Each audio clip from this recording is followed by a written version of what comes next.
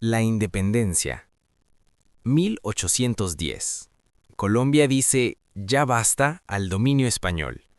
Pero aquí está lo interesante. La independencia no fue un proceso heroico y unificado. Fue un completo caos. Simón Bolívar tuvo que pelear contra los españoles y contra otros líderes criollos que querían su propio pedazo del pastel. La batalla de Boyacá, en 1819, es el momento clave donde se sella la independencia. Pero apenas se van los españoles, comienza el verdadero problema. La Gran Colombia. Bolívar tenía un sueño épico: unir a Colombia, Venezuela, Ecuador y Panamá en una sola supernación llamada la Gran Colombia. Duró apenas 11 años. ¿Por qué? Porque nadie se ponía de acuerdo. Bogotá quería todo el poder, Caracas quería autonomía, Quito tenía sus propios planes. Es como intentar hacer que 4 empresas rivales trabajen juntas. En 1830 se desintegra todo. Bolívar muere ese mismo año diciendo: «He arado en el mar». Colombia queda sola, pequeña y fracturada. Pero lo que viene es peor, mucho peor.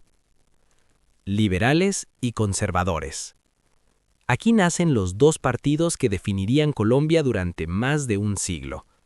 Los liberales querían gobierno descentralizado, separación de iglesia y Estado, libertades individuales. Los conservadores querían gobierno central fuerte, alianza con la Iglesia Católica, orden tradicional. Estos dos partidos no solo tenían diferencias ideológicas, se odiaban a muerte, literalmente. Las guerras civiles. Durante el siglo XIX, Colombia vivió 8 guerras civiles oficiales entre liberales y conservadores. La más sangrienta fue la Guerra de los 1000 días, 1899 a 1902. Más de 100.000 muertos, el país en ruinas económicas. Imagina esto: cada generación tenía que vivir su propia guerra civil. Abuelo, padre e hijo, todos vieron guerra. Y todo esto mientras intentaban construir un país funcional. Pero espera, porque el siglo XX traería el verdadero infierno. El Bogotazo. 9 de abril de 1948, la fecha más oscura de la historia de Colombia. Jorge Eliezer Gaitán, líder liberal carismático que representaba la esperanza de millones de pobres, es asesinado a tiros en plena calle de Bogotá. Lo que pasó después fue apocalíptico. La ciudad entera estalló. Miles salieron furiosos a quemar edificios, saquear, destruir. Miles murieron en días. El centro de Bogotá quedó devastado. Este evento, el Bogotazo, marcó el inicio del periodo más sangriento de Colombia. La violencia. Entre 1948 y 1958, Colombia vivió una guerra civil no declarada, que dejó entre 200.000 y 300.000 muertos. No era una guerra con frentes claros, era violencia rural, pueblo contra pueblo, familia contra familia. Los conservadores formaron grupos paramilitares para atacar poblaciones liberales. Los liberales respondieron con guerrillas. Se cometieron masacres horribles. La gente moría solo por votar diferente. Tu vecino de toda la vida se convertía en tu enemigo mortal por el color político. El Frente Nacional.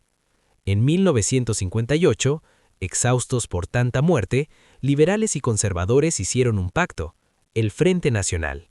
La idea: alternarse el poder cada 4 años durante 16 años. Un periodo para liberales, el siguiente para conservadores. Suena razonable, ¿no? El problema: cerraron completamente la democracia. Si no eras liberal o conservador, no tenías voz ni voto. Las guerrillas. Al estar cerradas las vías democráticas, varios grupos de izquierda tomaron las armas. Las FARC, 1964, guerrilla de orientación marxista. El ELN, 1964, guerrilla de orientación marxista. Y el M-19, 1974, guerrilla urbana, más mediática. Al principio se presentaban como defensores de campesinos, pero con los años se involucraron en narcotráfico, secuestros, extorsiones. El M-19 se desmovilizó en 1990. Las FARC y el ELN continuaron décadas más. El narcotráfico. En los 70s y 80s, Colombia se convierte en el centro mundial del tráfico de cocaína. Pablo Escobar y el cartel de Medellín dominaban el negocio, miles de millones de dólares, pero con ese dinero llegó una violencia brutal. Escobar declaró la guerra al Estado, puso bombas en aviones, asesinó políticos, jueces, periodistas, más de 4.000 personas murieron por sus órdenes. El cartel de Cali, su rival, tampoco se quedaba atrás, y las guerrillas también se financiaban con el narcotráfico. Colombia era un infierno en los 80s y 90s. Los paramilitares. Para combatir a las guerrillas, terratenientes y empresarios crearon grupos paramilitares privados. Las AUC, Autodefensas Unidas de Colombia, se convirtieron en el grupo más grande y brutal. Cometieron masacres horribles contra civiles acusados de apoyar a las guerrillas. El conflicto ya no era de dos bandos, sino de tres: guerrillas, paramilitares y Estado, un triángulo de violencia que desangró al país. Entre 2003 y 2006, las AUC se desmovilizaron en el proceso de paz con el gobierno de Álvaro Uribe, pero muchos de sus miembros formaron nuevos grupos criminales. Presidencias del siglo XXI. Álvaro Uribe, 2002 a 2010.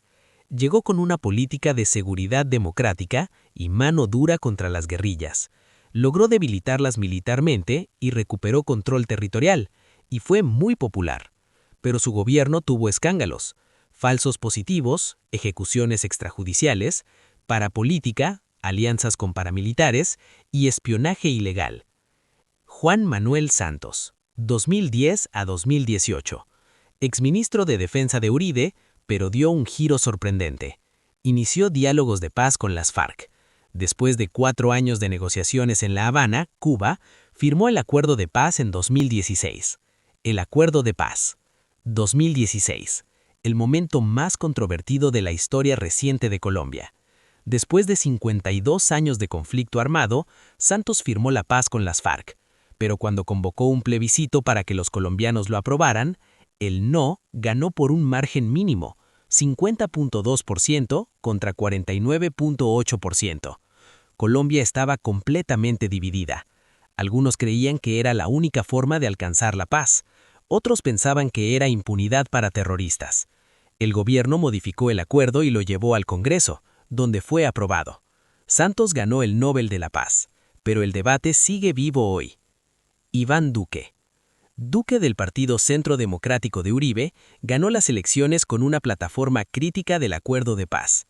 Su gobierno enfrentó el estallido social de 2019 y 2021, protestas masivas, la pandemia de COVID-19, el aumento de cultivos de coca y disidencias de las FARC que no se desmovilizaron. El descontento social creció enormemente durante su presidencia. Gustavo Petro. 2022. Colombia elige a su primer presidente de izquierda. Gustavo Petro, exguerrillero del M-19, gana las elecciones junto a Francia Márquez, la primera vicepresidente afrodescendiente. Su gobierno propone reforma agraria, transición energética, paz total, negociaciones con todos los grupos armados y reformas sociales. Pero enfrenta oposición férrea del uribismo, dificultades para aprobar reformas en el Congreso, alta polarización política y economía complicada. Colombia sigue dividida. El futuro está por escribirse. Continuaré haciendo videos similares. Suscríbete para verlos.